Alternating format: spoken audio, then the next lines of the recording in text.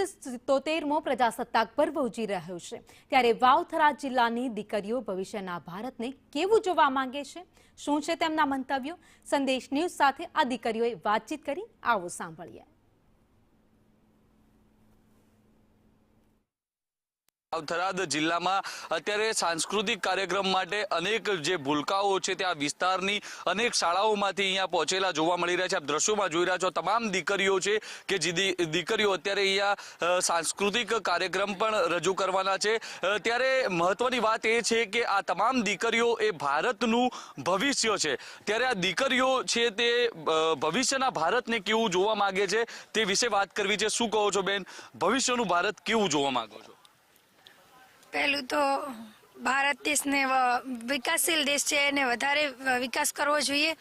ભારત દેશને મતલબ આ વિકાસ કરે તો તેની સાથે તેની આ જે સંસ્કૃતિ છે તે જળવાઈ રહે, તે સ્વદેશી દેશ બને, પણ વિકાસ થવું જોઈએ અને જે સંસ્કૃતિ તેને જાળવાઈ રાખવી જોઈએ અને બીજાની જેમ આપણી પણ સંસ્કૃતિ જળવાય એવી રીતે ભારતનો વિકાસ થવો જોઈએ। નારી સશક્ત બને, તે બહાર જતા ડરે નહીં, તે અંદરથી મજબૂત બને અને તે ભારત સ્વદેશી અપનાવે અને પોતાની સંસ્કૃતિને જાળવી રાખે।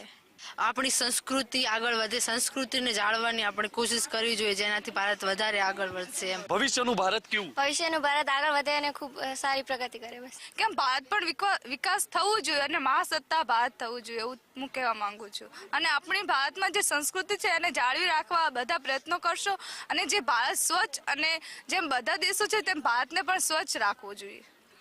જે પ્રકારે દીકરીઓ છે, આ દીકરીઓ ભારતનું ભવિષ્ય છે, ભવિષ્યનું ભારત આ દીકરીઓ છે તે સ્વદેશી ભારત બને, ભારત છે તે સ્વચ્છ બને અને ભારત મહાસત્તા બને તેવી અત્યારે દીકરીઓનું જે સ્વપ્ન છે, ભવિષ્યના ભારત વિશે આ દીકરીઓ છે તે આવા સ્વપ્નો સેવેલા જોવા મળી રહ્યા છે।